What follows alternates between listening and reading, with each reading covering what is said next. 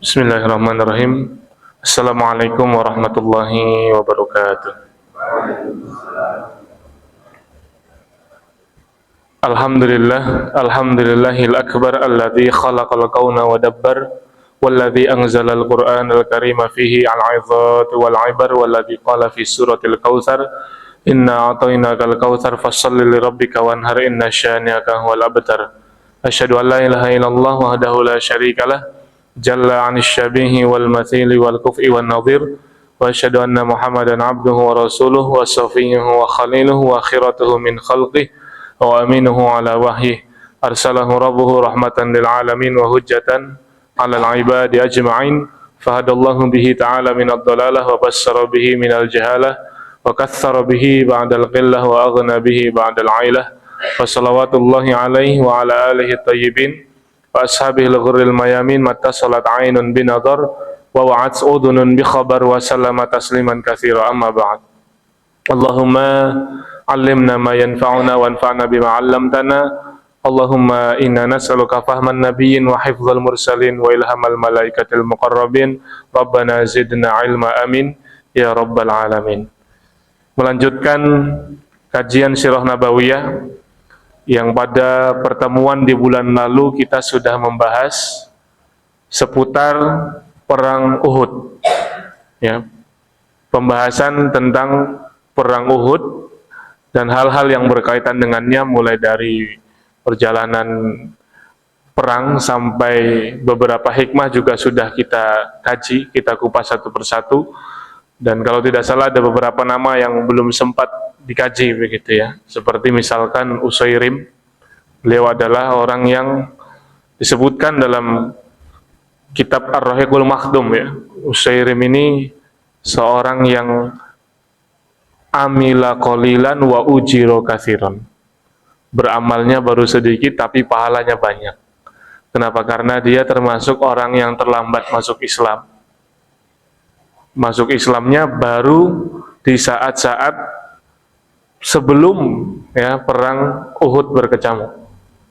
Jadi ketika Rasulullah SAW hijrah ke Madinah, kaumnya Usairim ini sudah banyak yang masuk Islam. Tetapi dia masuk Islamnya terlambat. Sekalinya masuk Islam, belum sempat sholat, belum sempat melakukan banyak syariat yang lain, dia langsung berangkat jihad dan mati syahid, Masya Allah. Maka disebut amila qalilan wa ujiro katsiran. Dia amalnya mungkin baru sedikit, sekali beramal langsung amalan yang besar, begitu. Dan pahalanya pun besar. Ini Usairim. Ya. Kemudian pada perang Uhud juga ada beberapa nama yang menonjol. Salah satunya adalah Mukhairik. Ya. Mukhairik ini disepakati ya oleh beberapa sejarawan. Ya, sebagian ada yang meragukan apakah Mukhairik ini masuk Islam atau tidak. Mukhairik ini orang Yahudi. Ya. Mukhairik ini orang Yahudi yang masuk Islam. Sebelum perang Uhud dia masuk Islam, dan sebelum dia ikut perang dia sudah menyampaikan wasiat. Wasiatnya apa? Seluruh hartanya diinfakkan di jalan Allah Subhanahu wa taala. Nah, ini beberapa nama yang mungkin pada pertemuan di bulan yang lalu belum sempat kita bahas, ya, yang berkaitan dengan perang Uhud. Kemudian kita juga sempat mengkaji bahwasannya pada perang Uhud ini kaum muslimin tidak mengalami kekalahan total. Nah, kalau menurut Maijen, ya, Mahmud Syekh Khattab dalam bukunya yang berjudul Ar-Rasul Al-Qaid, Rasulullah Sang Panglima, pada perang Uhud kafir Quraisy itu hanya mengalami kemenangan, hanya mendapatkan kemenangan secara taktis saja, tetapi tidak mendapatkan kemenangan strategis. Kenapa? Mereka tidak mendapatkan kemenangan ya secara mutlak, karena target yang mereka inginkan itu tidak tercapai. Target mereka satu, membunuh Nabi. menguasai Madinah, menguasai jalur perdagangan. Mereka hanya bisa sedikit balas dendam. Ya, mereka membunuh Hamzah bin Abdul Muthalib. Mereka membunuh Mus'ab bin Umair dan sahabat-sahabat senior lain yang wafat gugur sebagai syuhada pada perang Uhud. Hanya itu. Jadi mereka hanya mendapat kemenangan taktis tapi tidak mendapat kemenangan strategis. Nah itu. Intinya apa? Perang Uhud itu tidak bisa dikatakan kaum muslimin kalah telak. Karena Rasulullah Shallallahu Alaihi Wasallam tentu saja dengan biiznillah ya, Rasulullah Shallallahu Alaihi Wasallam mempunyai kemampuan untuk memanage. Bagaimana Rasulullah bisa meminimalisir jumlah korban dalam kondisi yang sudah dikepung dari berbagai penjuru. Bagaimana Rasulullah Shallallahu Alaihi Wasallam bisa menghentikan ataupun menggagalkan upaya-upaya kafir Quraisy dan tidak terjadi kehancuran total dalam pasukan kaum muslimin. Nah, ini menarik untuk dikaji. Nah, selebihnya kalau kita baca dalam Sirah Nabawiyah ada lanjutan dari perang Uhud yaitu perang Hamra'ul Asad. Nah, sehingga semakin yakin kita, semakin kuat bahwasannya kaum muslimin ya betul-betul ya bisa mengembalikan keadaan. Mereka awalnya menang, kemudian karena pasukan panah meninggalkan pos mereka, akhirnya barisan kaum muslimin kocar-kacir, lalu dipersatukan kembali oleh Rasulullah dan imbang. Menang, sempat kalah, kemudian imbang. Dan Allah Subhanahu wa taala ya memaafkan. Ya, pada pertemuan lalu kita sudah bahas bahwa mereka orang-orang yang melakukan kesalahan fatal, blunder yang luar biasa itu sudah dimaafkan oleh Allah Subhanahu wa taala dalam surat Al-Imran ayat 155. Kemudian ghazwah ataupun perang berikutnya, ya perang-perang berikutnya yang terjadi pada tahun keempat berarti ya, tahun ini perang Uhud itu kan tahun ketiga Hijriah, dan tahun keempat Hijriah ada perang yang terkenal Bani Nadir. Ya minimal kita ketika mengkaji Sirah Nabawiyah itu hafal hafal dengan peristiwa-peristiwa yang sudah disepakati. Ada beberapa ghazawat, ada beberapa peperangan yang para ulama ahli sejarah itu berbeda pendapat. Misalkan ghazwah Bani Mustalik yang insya Allah akan kita bahas.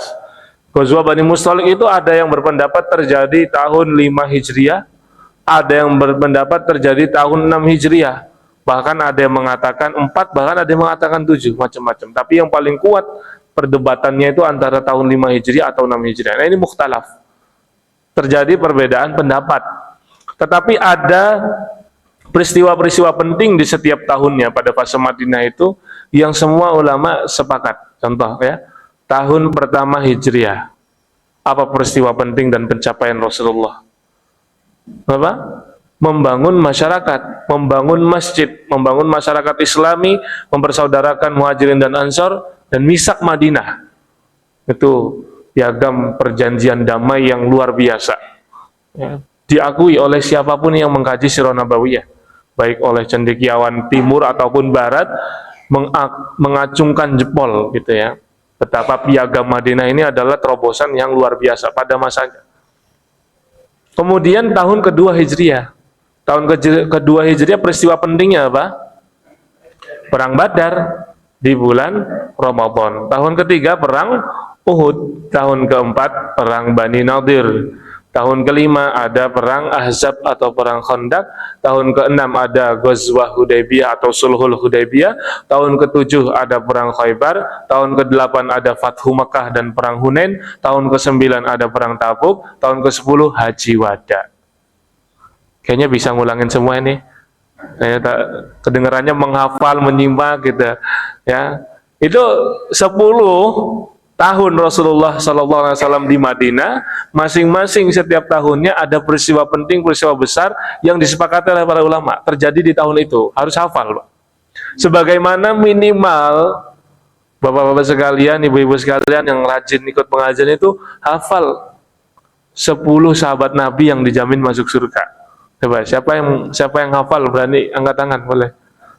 Nah, tapi saya nggak menjanjikan hadiah umroh ya.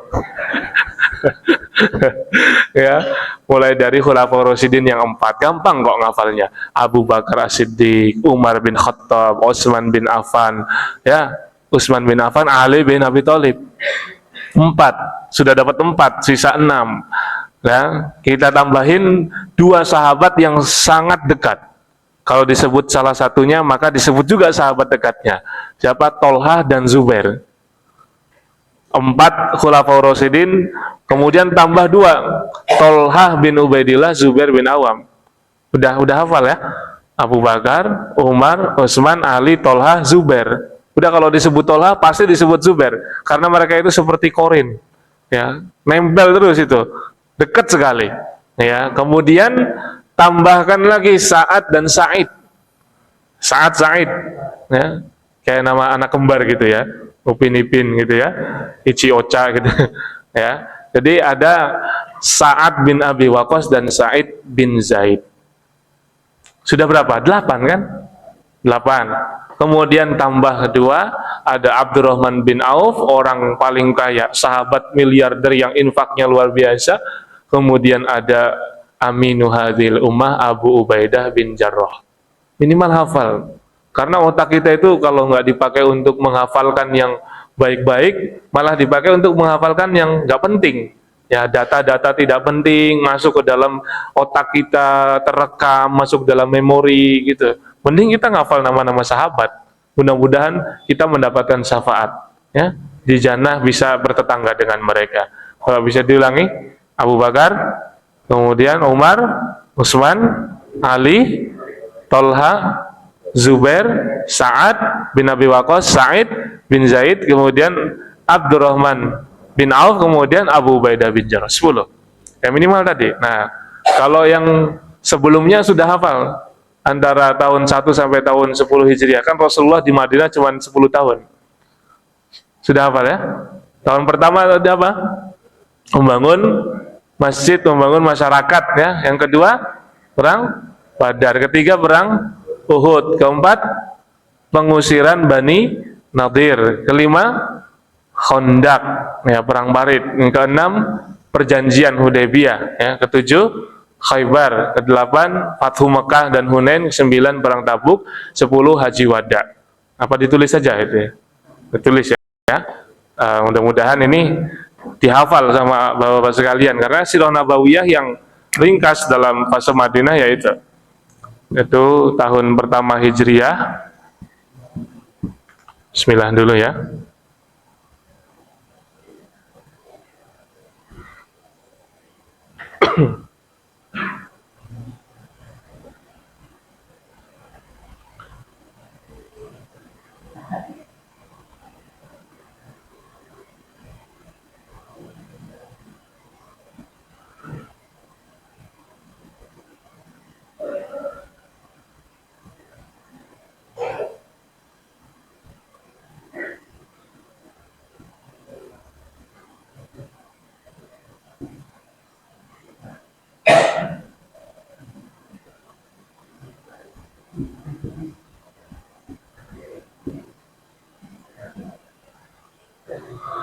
Pertama Hijriah ini membangun masyarakat Islam ya. Dengan apa? Dengan membangun masjid, mempersaudarakan Muhajirin dan Ansor. Islami.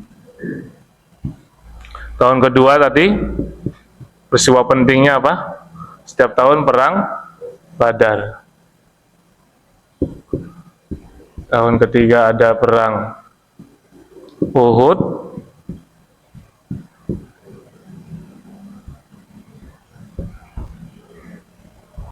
Tahun keempat Hijriah, pengusiran Bani Nadir. Orang Bani Nadir gitu ya, bisa dikatakan seperti itu.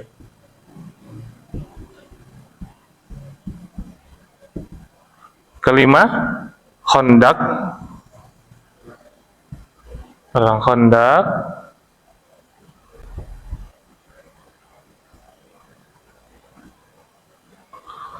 Tahun ke-6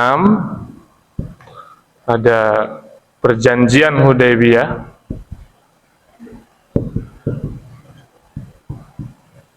6 Hijriah.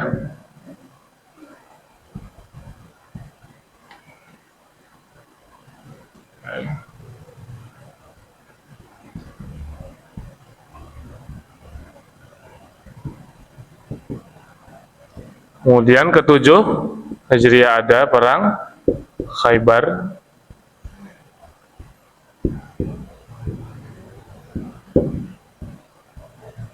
Kemudian 8 Hijriah itu ada perang, ada Fathu Makkah ya, Fathu Makkah dan perang Hunain.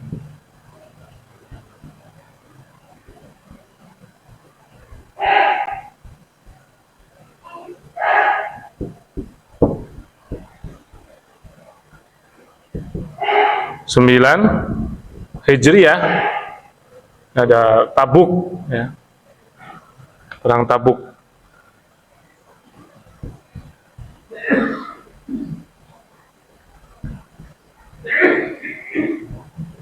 10 Hijriah Haji Wada.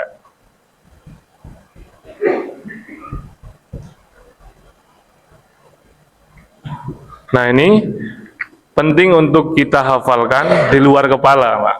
Insya Allah bisa ya. Apalagi kalau kita mengkajinya bukan hanya sebulan sekali ya, setidaknya sepekan sekali lah ya. Kalau ngaji sirohnya cuma sebulan sekali, wajar kalau lupa-lupa ya. Nah, pada bulan yang lalu kita sudah membahas perang Uhud dan beberapa hikmah yang berkaitan dengan perang Uhud. Pada kesempatan kali ini insya Allah kita akan membahas sekilas tentang perang Bani Nadir, Ghazwah Bani Nadir, yang Allah Subhanahu wa Ta'ala menurunkan surat khusus tentang perang ini. Kalau perang Badar itu kan ada suratnya, surat Al-Anfal. Perang Uhud ada suratnya juga, surat Ali Imran, bahkan 70 ayat itu dalam surat Ali Imran. Ya, kemudian perang Bani Nadir itu surat Al-Hasyr, surat Al-Hasyr. Kemudian perang Khandaq ada surat Al-Ahzab, maka nama lain dari perang Khandaq ini adalah Ahzab. Perang Khandaq atau perang Ahzab, nama yang terkenal. Ya. Bukan Azab ya, tapi Ahzab, pasukan koalisi. Ya, kemudian tahun ke-6 itu ada perjanjian Hudaybiyah.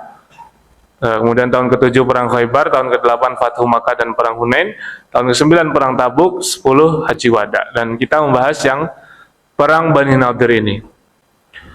Kenapa Rasulullah SAW mengusir Bani Nadir? Ini satu pertanyaan mendasar. Jawabannya karena mereka membuat konspirasi. Mereka secara langsung ataupun tidak langsung, sengaja atau tidak sengaja, mereka membatalkan perjanjian damai. Mereka melanggar. Kenapa? Rasulullah SAW itu datang ke perkampungan Bani Nadir untuk minta tolong. Memang boleh minta tolong sama orang Yahudi? Boleh, kalau kepepet. Dan itu pun hanya sekali itu. Satu, karena kepepet. Dua, karena memang ada perjanjian, mereka terikat perjanjian untuk menolong kaum muslimin. Karena antara perang Uhud dan perang Bani Nadir ini ada peristiwa besar juga, yaitu apa? Peristiwa tentang Bi'ru Ma'unah, tragedi Ar-Raji dan tragedi Bi'ru Ma'unah. Itu mirip-mirip, polanya sama dan korbannya sama, yaitu para dai. Para dai yang diutus oleh Rasulullah SAW dalam rangka memenuhi permintaan. Jadi ada yang datang kepada Rasulullah ke Madinah, ya Rasul, sesungguhnya di antara kami sudah ada orang yang masuk Islam, maka utuslah dai ke tempat kami. Itu awal mula tragedi Ar-Raji dan juga tragedi Bi'ru Ma'unah. Ya, kalau tragedi Ar-Raji itu yang diutus ada kurang lebih 10 orang, dipimpin oleh Asim bin Sabit. Kalau tragedi Bi'ru Ma'unah kurang lebih ada 70 orang. Ada yang mengatakan cuma 40, ada yang mengatakan 70. Nah, jadi kalau diambil garis tengahnya menurut Al-Hafidz Ibnu Hajar Al-Asqalani, ya Bi'ru Ma'unah itu yang ditunjuk 40 orang, tapi 30 sisanya sukarelawan. Nah, gitu. Jadi tetap tidak bertentangan antara riwayat-riwayat yang ada. Masih bisa dikompromikan. Nah, ketika dai-dai yang diutus oleh Rasulullah SAW Di antaranya ada Asim bin Sabit, kemudian ada Khubayb bin Adi, kemudian ada Zaid bin Dithnah, ada Haram bin Milhan yang masing-masing mempunyai cerita istimewa. Maka ada 2 di antara yang 70 itu di peristiwa Bi'r Ma'unah, ada 2 di antara 70 yang menjadi korban, berarti kan yang menjadi korban 68, 2 bisa melarikan diri. Nah, 2 yang melarikan diri ini karena dia masih trauma, masih ketakutan dengan saudara-saudaranya yang dibantai. Begitu dia melihat orang musyrik, maka otomatis pertahanan dirinya muncul secara naluri gitu ya. Keterpanggilan untuk mempertahankan diri ada. Begitu melihat orang musyrik, dia bunuh orang musyrik itu. 2 orang musyrik dibunuh sama sahabat Nabi yang berhasil menyelamatkan diri dari pengkhianatan di Bi'r Ma'unah. Tapi ini dimarahin oleh Rasulullah SAW. Kenapa? Karena 2 musyrik yang dia bunuh itu musyrik yang mu'ahad, orang kafir yang mu'ahad, yang terikat perjanjian dan mendapatkan perlindungan dari umat Islam. Tersalah dia, nggak tahu. Tapi Rasulullah tidak membebankan. Rasulullah hanya sekedar ya mengucapkan bahwa engkau salah, tidak sampai menghardik, tidak sampai mencela, ya, tidak sampai mengatakan yang kasar begitu ya. Nah, itu Rasulullah bahkan siap untuk membayar diatnya. Ya, diatnya 1 orang berapa dendanya? 1 nyawa itu 100 ekor unta. 2 nyawa berapa? 200 ekor unta. Ini jumlah yang banyak. Apalagi tahun segitu Rasulullah SAW belum sebegitu kaya. Walaupun nanti di tahun ke-5 itu grafiknya meningkat. Ya. Perang Badar kan yang ikut 313 orang. Perang Uhud yang ikut 700 orang. Perang Ahzab yang ikut berapa? 3.000 orang. 3.000 mujahidin. Berarti kan banyak grafiknya. Dalam waktu 2 tahun. Antara perang Uhud 700 orang, kemudian perang Khandaq 3.000 orang. Banyak. Tetapi pada masa itu, setelah perang Uhud berakhir, kemudian ada tragedi Ar-Raji, ada tragedi Bi'r Ma'unah, dan Rasulullah harus membayar diat sahabatnya yang tersalah membunuh 2 musyrik mu'ahad, maka Rasulullah meminta bantuan kepada orang Yahudi. Dan itu sah, karena mereka pun tertuntut untuk membantu sesuai dengan kesepakatan dan perjanjian yang berlaku. Ketika Rasulullah masuk ke permukiman Yahudi Bani Nadir, mereka bersiap-siap ingin menjatuhkan batu besar dari atap rumah mereka. Dan itu diketahui oleh malaikat Jibril, dan malaikat Jibril membocorkan rahasia mereka. Maka Rasulullah SAW langsung meninggalkan perkampungan Yahudi Bani Nadir.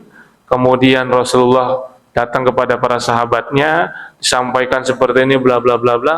Maka Yahudi Bani Nadir itu dikempung kurang lebih 15 hari. Kurang lebih 15 hari, dan mereka tidak berani melakukan perlawanan karena memang itu disebutkan dalam surat Al-Hasyr, la yuqatilunakum jami'an illa fi quram muhassanatin aw min wara'i judur. Mereka itu adalah orang yang pengecut. Gak akan berani menghadapi kalian kecuali mereka akan berlindung ketakutan di balik benteng-benteng yang mereka bangun. Nah, itu ciri pengecut.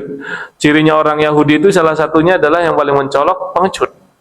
Nah, maka Yahudi Bani Nadir ini diusir oleh Rasulullah SAW pada tahun 4 Hijriah. Ya, pada tahun 4 Hijriah. Dan kemudian ada beberapa peristiwa setelah pengepungan atau pengusiran Yahudi Bani Nadir, diantaranya ya sebelum perang Khandaq itu ada Ghazwah Daumatul Jandal, ada juga Ghazwah apa? Ghazwah Bani Mustalik, menurut pendapat yang dikuatkan oleh Musa bin Rashid Al-Azmi dalam kitab Al-Lulu Al-Maknun, kemudian Nasirah Nabawiyah karya Profesor Dr. Ali As-Salabi. Tetapi ada juga ulama-ulama yang mengatakan bahwa perang Khandaq, perang Ghazwah Bani Mustalik itu terjadinya bukan tahun 5 Hijriah, tetapi terjadi pada tahun 6. Ada yang mengatakan pada tahun 7. Ya, tapi yang jelas ya menurut pendapat ya muhakkik ya Musa bin Rashid Al-Azmi dalam kitab Al-Lulu Al-Maknun, itu terjadi tahun 5 Hijriah bulan Sya'ban. Bulan Sya'ban. Kalau perang Khandaq tahun 5 Hijriah tapi bulannya bulan Syawal. Nah, ada peristiwa menarik ya ketika membahas tentang Ghazwah Bani Mustalik. Ya, kita ambil pendapat ya, kita asumsikan itu terjadi tahun 5 Hijriah, wallahu alam. Apa yang membuat mereka berbeda pendapat? Ada riwayat tentang Sa'ad bin Mu'ad gitu ya, bahwa Sa'ad bin Mu'ad itu sudah ada masih ada pada peristiwa Ghazwah Bani Mustalik. Dan Sa'ad bin Mu'ad itu meninggalnya pada perang pengusiran Yahudi Bani Quraidah di tahun 5 Hijriah.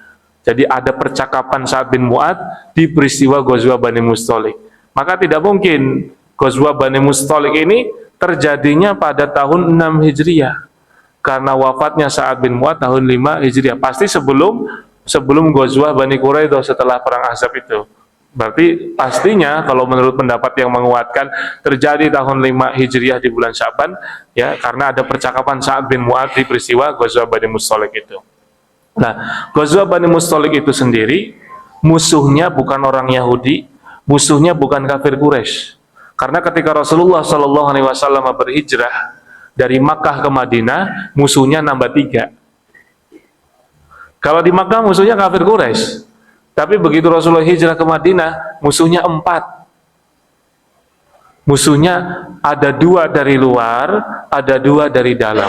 2 dari dalam, munafikin dan Yahudi dari dalam Madinah memusuhi ya. Kemudian kalau dari luar, ancaman dari luar, ada kafir Quraisy dan Ahabis. Ahabis itu orang-orang Arab non Quraisy tetapi pro kepada Mekah. Nah, sehingga salah satu kabilah ya, cabang ataupun suku dari Bani Khuza'ah, kabilah Bani Khuza'ah yang dia bukan orang Quraisy, ada subsukunya itu Bani Mustalik. Mustalik itu nama nenek moyangnya mereka. Nama aslinya Juzamah bin Sa'ad ya. Juzamah bin Sa'ad bin Umar bin Rabi'ah. Itu Mustalik, Bani Mustalik. Sebenarnya dia masih bagian daripada Bani Khuza'ah. Nah, pada peristiwa perang Uhud, Bani Khuza'ah, Bani Mustalik dari Khuza'ah ini ikut dalam pasukan kafir Quraisy. Berapa pasukan kafir Quraisy pada perang Uhud? 3.000 kan? Melawan pasukan kaum muslimin pada perang Uhud 700 orang. Aslinya 1.300 orang kembali ke Madinah digembosin Abdullah bin Ubay bin Salul, munafik. Nah, jadi musuh dari dalam ada munafik dan Yahudi Bani Nadir sudah terusir. Nah, tinggal munafik ini nanti Rasulullah memberikan teladan kepada kita semua bagaimana cara Rasulullah menghadapi munafik. Musuh dalam selimut, menggunting dalam lipatan, ya, menohok teman seperjuangan, ya, seperti itu. Kalau kata Buya Hamka, seperti itu ya. Munafik dan Yahudi dari dalam, dari luar ada Quraisy dan Ahabis. Ahabis itu kabilah-kabilah non Quraisy yang pro terhadap Mekah untuk menyerang Madinah. Al-Haris bin Diror, pemuka kabilah Bani Mustalik dari Khuza'ah ini, diketahui berdasarkan informasi yang Rasulullah dapat, sedang mengumpulkan pasukan untuk menyerang Madinah. Kenapa? Karena dia merasa bersalah. Dia merasa bersalah, sudah ikut berpartisipasi ya, menyerang kaum muslimin pada perang Uhud. Jadi daripada nanti dia dihukum oleh Nabi Muhammad, lebih baik dia dulu yang nyerang. Nah, pikirannya Al-Haris bin Diror seperti itu.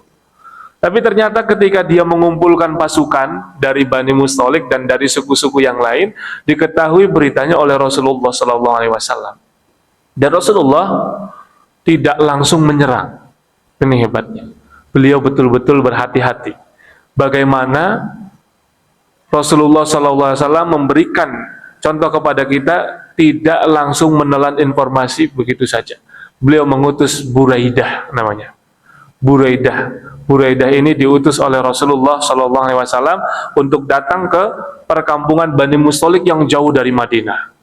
Dalam buku Kelengkapan Tarikh Muhammad karya Kiai Haji Munawar Khalil, Kelengkapan Tarikh Nabi Muhammad karya Kiai Haji Munawar Khalil, disebutkan bahwa Bani Mustalik itu terletak di tempat yang jauh. Kalau dari Madinah kurang lebih 9 hari. Jauh. Tapi Buraidah punya kecakapan dan kemampuan cepat ya untuk menggali informasi, dan dia minta izin untuk bertipu daya, melakukan tipu muslihat. Jadi Buraidah ini seakan-akan dia ingin bergabung dengan Al-Haris bin Diror dan Bani Mustalik untuk menyerang Madinah. Ternyata betul, intinya apa?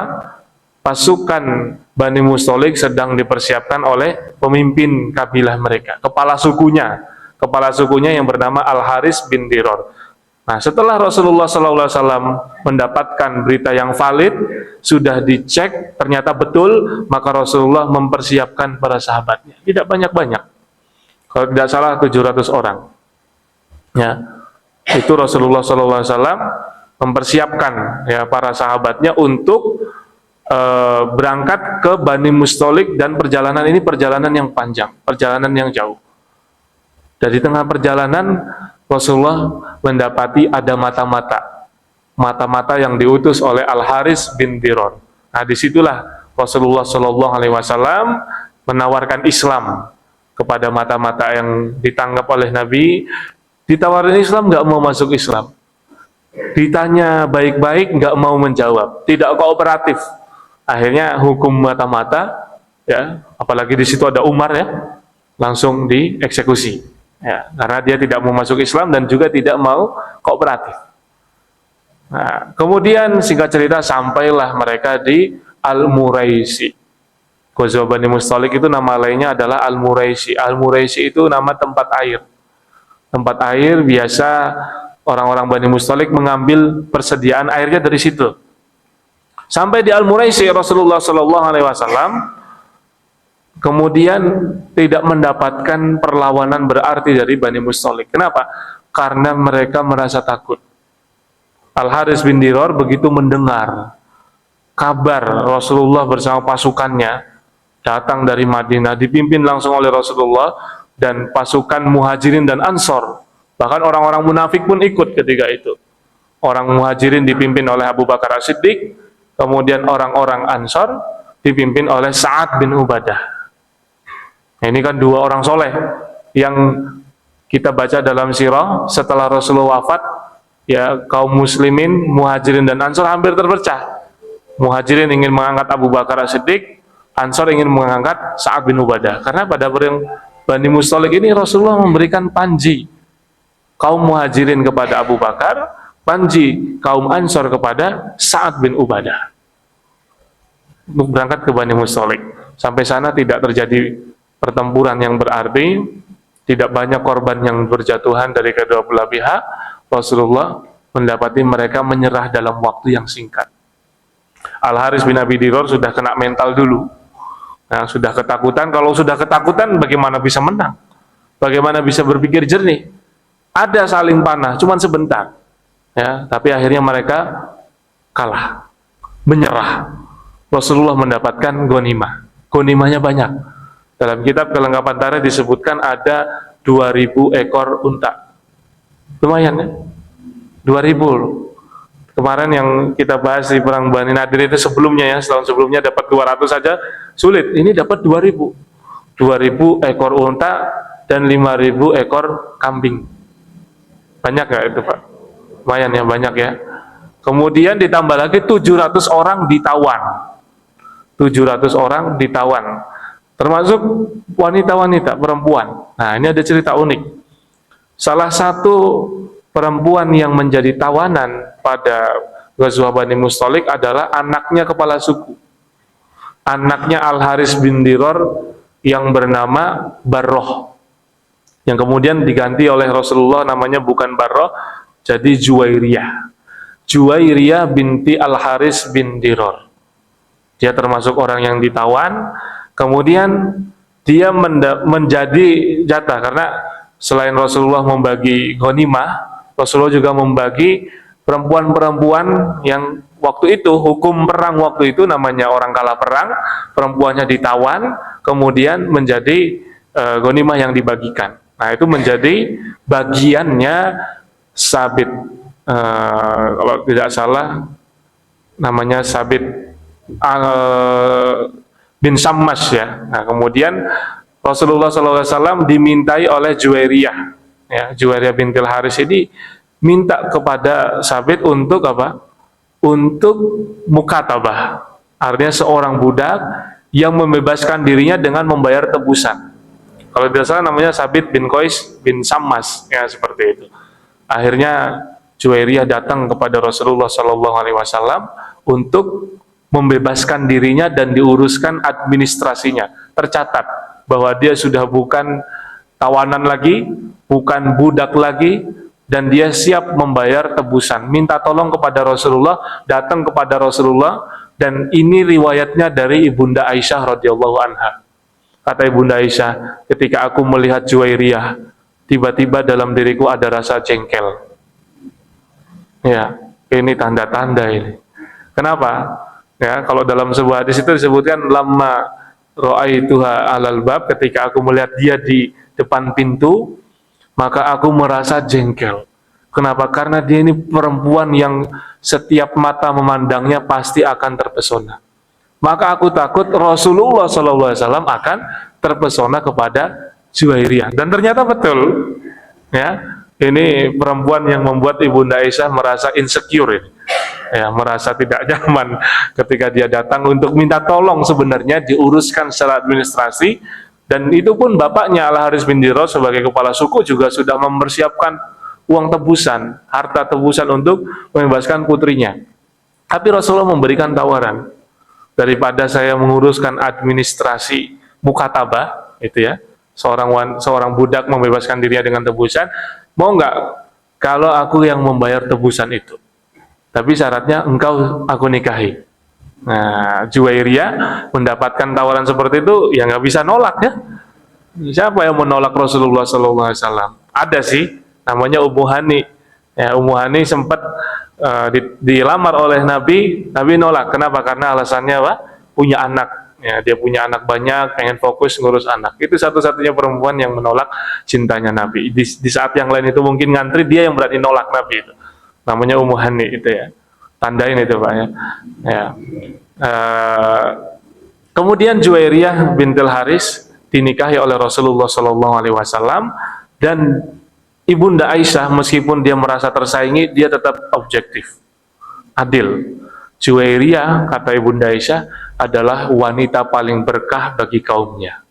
Kenapa? Karena tadi kan yang ditawan ada 700 orang ya. Ya kan? Bani Mustalik tadi nyerah, bahkan harta mereka diambil oleh Rasulullah SAW dan kaum muslimin menjadi ghanimah, dan banyak yang ditawan, termasuk Juwairiyah sendiri. Begitu Juwairiyah dinikahi oleh Nabi, para sahabat berpikir, masa kami memperbudak iparnya Rasulullah? Kira-kira bisa dipahami nggak? Ini kan Juwairiyah kepala suku, ya, anaknya kepala suku. Nah, orang-orang yang dijadikan budak, ya, yang dibagi-bagikan kepada para sahabat itu, kemudian dimerdekakan, dibebaskan dari perbudakan, karena sahabat berpikir, ya, dengan sebuah kaidah, angzilun nasa manazilahum, ingzalun nas manazilahum. Jadi perlakukan manusia sesuai kedudukan mereka. Kedudukan mereka itu sekarang udah jadi sangat mulia karena kepala suku mereka, anaknya kepala suku mereka itu, ya kan, masuk Islam dan juga dinikahi oleh Rasulullah SAW.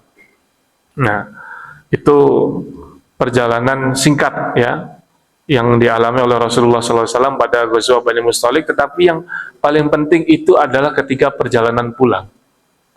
Dalam perjalanan pulang, Rasulullah SAW itu menghadapi dua makarnya orang Yahudi, dua makarnya orang munafik yang dipimpin oleh Abdullah bin Ubay bin Salul. Makar keji orang munafik pada perjalanan pulang dari Ghazwah Bani Mustalik. Yang pertama, makarnya adalah ingin memecah belah antara Muhajirin dan Ansor. Yang kedua, makarnya adalah menyebarkan desas-desus rumor bahwasannya Ibunda Aisyah melakukan perbuatan tidak senonoh dengan Sofwan bin Mu'attal yang dikenal dengan istilah hadisul ifki. Ini sudah masuk isya ya? Sudah masuk isya ya? Ya. Jadi ini buat PR aja ya, untuk pertemuan yang akan datang, insya Allah membahas tentang bagaimana makarnya kaum munafik setelah peristiwa Ghazwah Bani Mustalik. Insya Allah kita akan bahas pada pertemuan di bulan yang akan datang. Mudah-mudahan masih ada kesempatan. Aku qouli hadza, astagfirullah li wa lakum, billahi taufiq wal hidayah. Assalamualaikum warahmatullahi wabarakatuh.